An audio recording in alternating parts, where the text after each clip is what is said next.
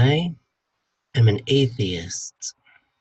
Yes, you heard it correctly. I'm a theology professor, but I'm also an atheist. But what I mean by that is I don't believe in many ideas of God that are out there in circulation.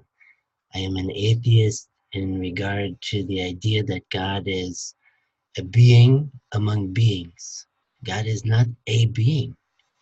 God is being itself.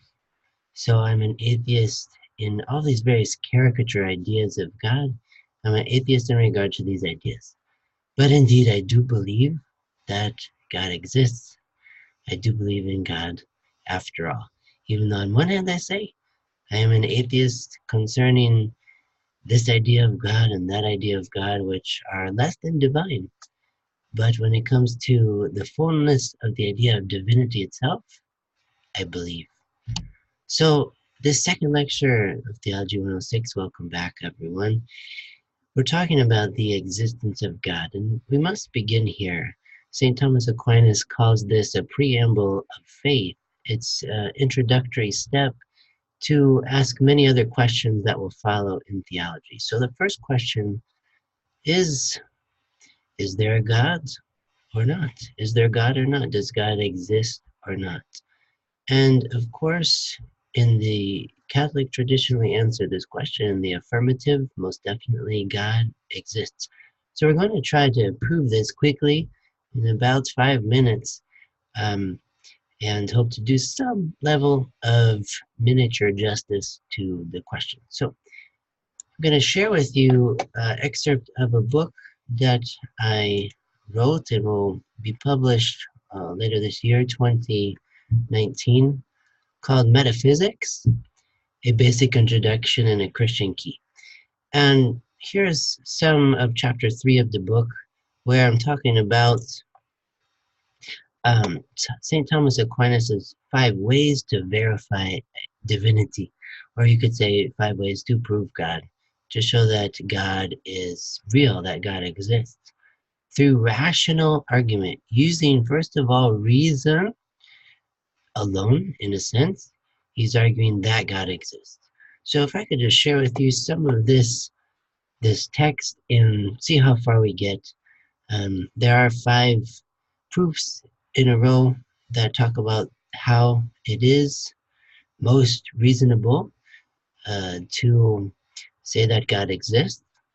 And we will go through the first one and see how we do, see how long it takes. So I'm going to begin right here in this section called Act and Potency. So these are important concepts for classic metaphysics, that science of first principles, that science that tries to look at what is necessary for there to be something that is not necessary. So when it comes to our being, the being of us, human beings, we could say we are not necessary to exist. It is not necessary that we exist. We happen to exist. We didn't cause ourselves to exist. But we come into being, and we also experience death and all the mystery of death and what this entails. But in any case, metaphysics tries to aim at, by way of logical deduction, that which is absolutely necessary for there to be all these other kinds of being that are not necessary. So act and potency, going back to the ancient Greek philosophy of Aristotle, are some very central concepts for metaphysics that help us get at what is absolutely necessary for there to be something rather than nothing. So this first section, let's read a bit together.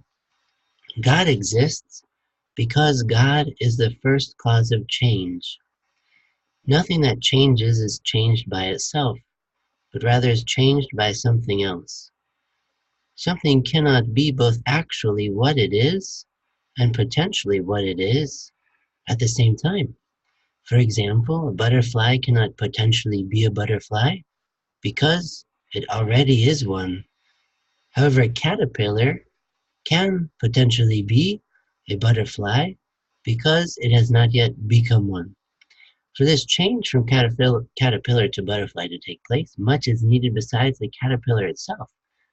For example, nutrition, hydration, and moreover, the teleological configuration of biological metamorphosis from caterpillar to butterfly that certainly was not determined voluntarily by the involuntary caterpillar. So there's some technical language there, but just the very basic concept of growth, development, even evolution implies a goal toward which a being, an organism, is evolving. And so it is the case from the transition, the metamorphosis from caterpillar into butterfly. There's a goal that is at work and a natural unfolding of being toward the full determination of that being, which was already determined in advance in the genetics of the organism, for example. But moreover, we would talk about the formal causality of the being, and this book has more to say on that elsewhere. So that which is subject to change cannot be the logical cause of its own existence. Change does not cause change, but simply describes the movement from cause to effect. A cause effects change, and therefore change, that transition from potency to actuality, is not eternal and is not being itself, what Thomas Aquinas calls in Latin ipsum esse, being itself. That is not a being, but the very act of being, existence itself. So it's necessary to distinguish between primary cause and secondary causes, just as it is necessary to differentiate between being itself, that is, divine being, God's being, and created beings. Primary cause and being itself are not of the same order as secondary causes and beings. Secondary causes and beings, everything that fills the universe, all that is part of creation, all that is contingent, all that is dependent on the first cause we call God. If change is produced by a series of intermediate causes, we necessarily must seize upon a first primary cause that sets the series of secondary causes in motion. And this first uncaused cause, that which is pure act with no admixture of potency, that which is not subject to change, we call God. God, the uncaused cause. God, the unmoved mover. God, the source of all change, while not being subject to change himself. So this is Thomas Aquinas' first proof for God's existence. It's very rich, it's very deep. It involves what is called metaphysics, going back especially to the ancient Greek philosopher Aristotle. And I think it helps us to gain some rational footing for having confidence to talk about God, to continue to talk about God, because we can demonstrate through reason by reflecting on the natural order of being that there must be a first cause that is not part of this finite, limited network of beings and all of their intermediate causes, the secondary causes in relation to the primary cause that we call God. So it's most reasonable to posit that God exists beginning here. So to keep the video short, we will pause for now and maybe come back with some other arguments.